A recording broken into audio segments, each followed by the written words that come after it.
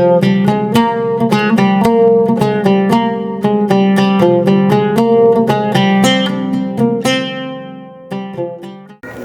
an la ilaha illallah wahdahu la syarika lah wa asyhadu anna Muhammadan abduhu wa rasuluh. Ya ayyuhalladzina amanu taqullaha haqqa tuqatih wa la tamutunna illa wa antum muslimun. Amma ba'du. Ikhwatal iman, Allahu akbar walillahil hamd. Para duha yang sejuk ini dan di atas tanah yang sama, untuk kesekian kalinya kita berjumpa kembali dalam satu event yang kita sebut dengan Idul Adha. Alhamdulillah, waktu telah kita tunaikan bersama, dan acara selanjutnya yaitu nasihat Idul Adha, apa yang sering kita sebut dengan khutbah Id. Saya sebagai khatib syariat memerintahkan saya untuk menghadirkan nasihat takwa ketika berkhutbah.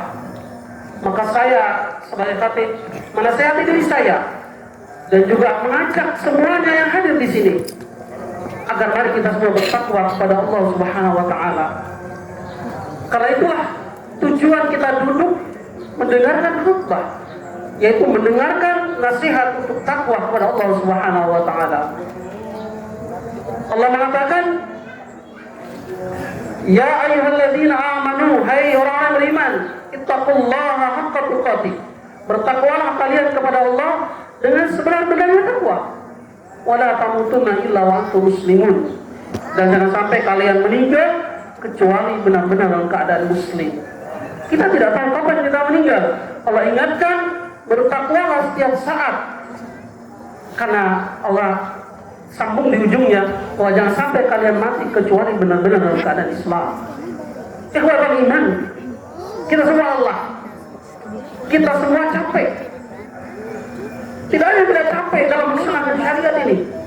Maka nasihat yang paling bagus, nasihat yang layak dicatat dan cinta emas adalah nasihat Imam Qurtubi ketika beliau menafsirkan surat Al-Balad ayat 4. Laqad khalaqnal insana fi kabad.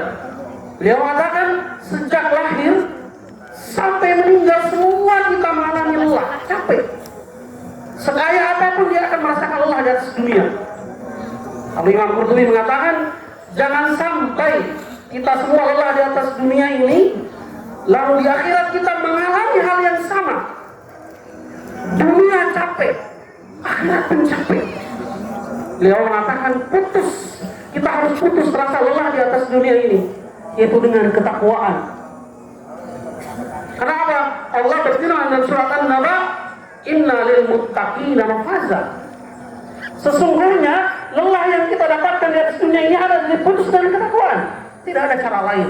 Hanya Allah mengatakan sesungguhnya lil muttaqina, orang-orang yang bertakwa mendapatkan kemenangan, mafaza.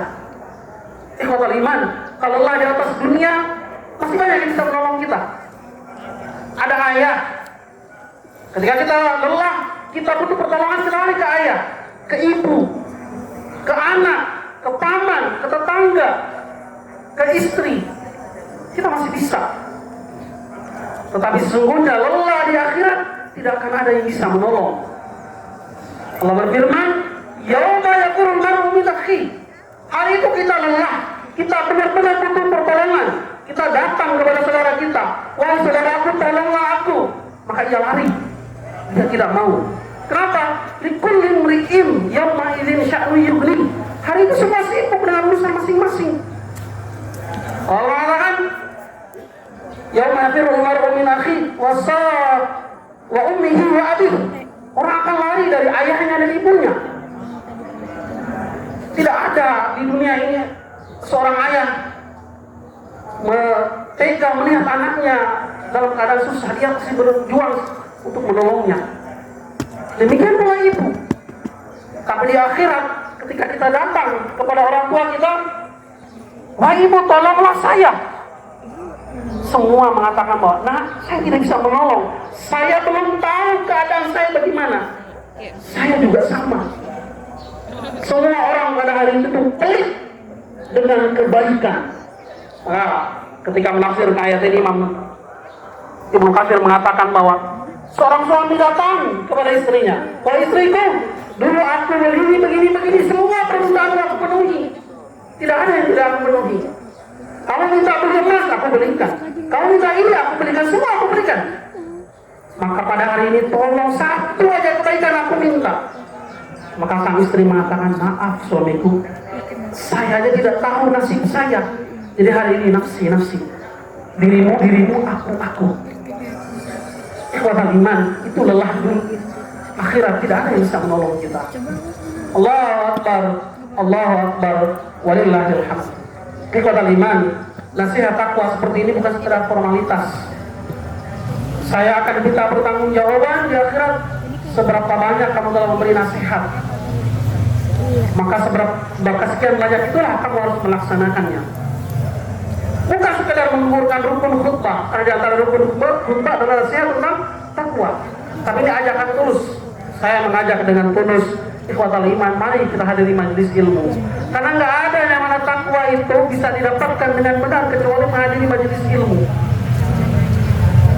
Kita datang ke majelis ilmu, kita perbaiki hati kita mengupgrade iman kita, dan seterusnya. Ikhwatal iman, Allahu Akbar, walillahil hamd.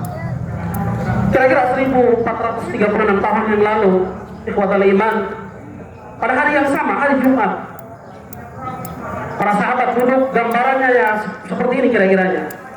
Mereka duduk di hadapan Nabi Sallallahu Alaihi Wasallam, mendengarkan khutbah terakhir Nabi.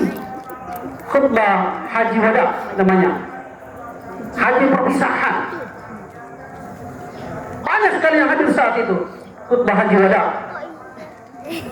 Kenapa disebut khutbah perpisahan? Karena dalam tafsirnya Imam Ibnu Katsir dari Ibnu Jurayj, 81 hari setelah Rasulullah berkhutbah di Haji Wada itu, beliau meninggal dunia. Apa yang beliau baca, wahai ikhwatal iman? Beliau membaca surah Al-Maidah ayat 3. Di antara potongannya adalah Al-yawma akmaltu lakum dinakum wa atmamtu alaikum nikmati wa raditu lakumul Islam madinah. Hari ini telah aku sempurnakan untukmu agamamu, dan telah aku cukupkan untukmu nikmatku, dan aku telah ridho Islam sebagai agamamu. Maka ikhwatal iman, ada satu ulama pewaris pertama Nabi. Ulama pewaris pertama Nabi yaitu sahabat. Beliau adalah Ibnu Abbas radhiyallahu anhu. Beliau bangkit dan beliau mengatakan begini, sebuah nasihat penjelasan ayat yang sangat luar biasa. Dia mengatakan bahwa wahai Islam, agama yang dimaksud adalah Islam. Akhbarallahu ta'ala nabiyyahu sallallahu alaihi wasallam. Kata Ibnu Abbas, Allah mengabarkan nabinya, wal mu'minin, dan orang-orang yang beriman, annahu qad akmalal iman, yaitu Allah telah sempurnakan Islam ini, iman ini. Kau perhatikan ucapan Ibnu Abbas selanjutnya, fala yahtajuna ila ziyadatin abada. Ini luar biasa. Kata Ibnu Abbas, agama ini sudah sempurna, la yahtajun ila, tidak butuh lagi namanya tambahan apapun, ikhwatal iman. Kalau beliau mengatakan ada atamahullahu fala yanqusku abadan. Agama ini sudah sempurna, nggak boleh nambah lagi, nggak boleh kurangi lagi, cukup. Ikhwatal iman, hari ini kita lihat betapa banyak orang-orang tampil dan mengatakan ini sunnah, ini tidak sunnah. Hari ini boleh, ini tidak boleh, tidak punya landasan ilmu, tidak punya nukilan dari sahabat. Kalau ia mengklaim bahwa itu adalah bagian dari Islam, ketahuilah ikhwatal iman, ini nasihat yang luar biasa dari Sufyan Ats-Tsauri. Beliau mengatakan gini, maksiat itu lebih bid'ah itu lebih disukai iblis daripada maksiat. Kita bayangkan, orang yang suka menambah-nambah agama, orang yang suka mengurang-urangi agama itu lebih disukai iblis daripada maksiat. Kenapa? Karena namanya orang maksiat dia pasti takut. Orang maksiat dia mencuri pasti ada rasa malunya. Tapi kalau orang yang melakukan sesuatu kebid'ahan, dia mengatakan bahwa ini kan baik, masa ini dilarang? Ini kan baik, masa dilarang agama? Ikhwatal iman, agama itu bukan menurut kamu, tapi agama itu menurut sahabat, menurut Nabi. Kalau dalilnya kan ini ulama, ya betul ulama, tapi ulama yang berhak diikuti adalah sahabat. Setelahnya tabi'in dan tabi'ut tabi'in. Allahu Akbar, Allahu Akbar. Itulah ikhwan, bagaimana saya mengajak antum semua untuk mari kita menghadiri majelis ilmu di Masjid Al-Mahid. Sini Pak Haji Salim telah menyediakan fasilitas buat kita semua. Dia telah melaksanakan tugasnya sebagai orang yang menyediakan tempat untuk kita menuntut ilmu. Maka marilah kita menuntut ilmu. Nggak ada cara lain. Nggak ada cara lain. Karena orang yang semakin tidak belajar, maka semakin dia merasa dirinya pintar.